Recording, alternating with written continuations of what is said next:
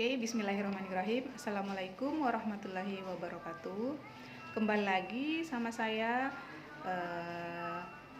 Endang pada video pembelajaran pelayanan kebidanan. Oke, video kali ini saya akan memberikan penjelasan pada mata kuliah dasar kesehatan reproduksi KIA. Nah, pada video sebelumnya saya sudah jelaskan tentang program-program kesehatan reproduksi KIA, program-program yang esensial dan program-program yang komprehensif. Jadi video kali ini saya akan menjelaskan observasi lanjutan atau observasi dari program kesehatan yang sudah saya jelaskan sebelumnya. Ada prinsip-prinsip yang perlu diperhatikan dalam pelaksanaan kesehatan reproduksi terpadu itu ada 3 prinsip. Yang pertama, pelayanannya itu yang harus holistik. Holistik di sini maksudnya pelayanan yang diberikan itu memandang klien sebagai manusia yang utuh. Jadi klien itu adalah manusia yang utuh yang memang butuh pelayanan. Jadi diberikan secara holistik, sempurna. Pelayanan artinya pelayanan yang diberikan sesuai dengan kebutuhan klien.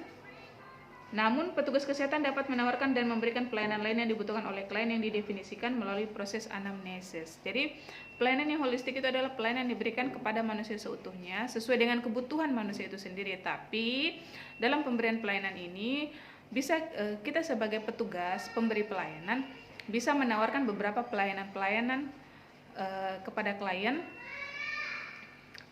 tanpa mengesampingkan tujuan utama pelayanan yang mereka butuhkan. Jadi holistik itu memberikan dulu pelayanan utama yang mereka butuhkan, kemudian bisa kita tawarkan pelayanan lain yang dimana sifat kebutuhan pelayanan itu tidak urgent, kayak gitu. Kemudian prinsip berikutnya itu keterpaduan dalam pelayanan. Pelayanan kesehatan reproduksi diupayakan dapat diberikan secara terpadu, sehingga klien mendapatkan semua pelayanan yang dibutuhkan dalam ruang lingkup reproduksi sekaligus dalam satu kali kunjungan atau pelayanan. Jadi keterpaduan dalam pelayanan ini artinya pelayanan yang mereka butuhkan itu terpadu. Satu kali kunjungan itu diharapkan semua pelayanan yang mereka butuhkan bisa didapatkan. Walaupun mungkin terkadang dalam praktikumnya pelayanan kesehatan itu terkadang tidak bisa diberikan semuanya dalam satu waktu. Dia butuh proses. Ada pelayanan yang bisa diberikan pada hanya dalam satu hari, ada juga pelayanan yang diberikan butuh beberapa hari dalam pemberian pelayanannya, sehingga keterpaduan dalam pelayanan itu penting. Kemudian fleksibel untuk pelayanan, artinya di sini pelayanan memerlukan rujukan ke jenjang yang lebih tinggi, termasuk pelayanan konseling bisa dilakukan pada waktu atau fasilitas lain di mana pelayanan yang dibutuhkan tersedia. Fleksibel untuk pelayanan di sini artinya menyesuaikan pelayanan yang bisa kita berikan. Jadi kalau bisa memberikan selain memberikan pelayanan tindakan, bisa juga diberikan dengan pelayanan konseling, pelayanan edukasi, itu lebih bagus. Fleksibel disesuaikan. Jadi sesuai kebutuhan pasien. Kalau misalnya pasiennya butuh pelayanan tindakan, kita berikan pelayanan tindakan, tapi bisa dikombin dengan pelayanan edukasi untuk memperkuat, memperbagus efektivitas program pelayanan itu, seperti itu. Jadi fleksibel, pelayanannya itu diberikan secara fleksibel, menyesuaikan dengan kondisi pasien, kondisi situasi saat itu, dan menyesuaikan juga dengan kondisi si pemberi pelayanan. Kemudian kegiatan pelayanan kesehatan reproduksi terpadu mencakup semua pelayanan yang disediakan oleh program-program yang ada dalam ruang lingkup kesehatan reproduksi, misalnya kesehatan ibu dan anak, keluarga berencana, kesehatan reproduksi remaja, pencegahan penanggulangan infeksi menular seksual termasuk HIV/AIDS, kesehatan reproduksi pada usia lanjut, berbagai pelayanan kesehatan reproduksi lainnya, misalnya deteksi dini kanker serviks, kanker payudara, infertil, kesehatan reproduksi pada lanjut usia dan sebagainya. Ini masalah-masalah program-program yang ada di mana pada program itu kegiatan pelayanan kesehatan mencakup semua pelayanan kesehatan reproduksi. Dalam penyelenggaraan keterpaduan pelayanan kesehatan reproduksi tersebut, perlu dibuat bagan alur pelayanan kesehatan reproduksi terpadu yang disepakati oleh seluruh petugas terkait.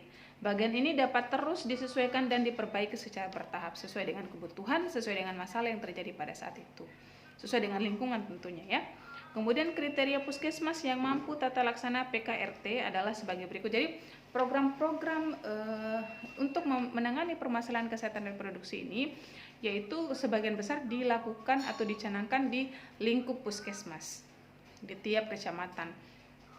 Nah, puskesmas yang sudah layak untuk menjalankan program kesehatan reproduksi terpadu ini punya beberapa syarat tentunya, yaitu yang pertama melaksanakan keterpaduan program KIA-KB, IMS HIV, melaksanakan semua program yang jadi saat ada program itu dia sanggup tidak, dia bisa tidak. Kalau dia bisa dia layak, tapi kalau misalnya dia tidak bisa dia tidak layak. Nah, bisanya itu disesuaikan dengan kemampuan petugasnya. Ada tidak petugas sesuai dengan lingkup ini, dia bisa tidak pegang program ini seperti itu. Kemudian telah mendapat advokasi, sosialisasi atau fasilitas puskesmas PKRT. Artinya dia petugas-petugas di puskesmas itu sudah mendapat pelatihan pendidikan terkait program kesehatan reproduksi terpadu. Kemudian pada Sipoli melakukan pelayanan yang mengintegrasikan komponen program kesehatan reproduksi melalui anamnesis, diagnosa,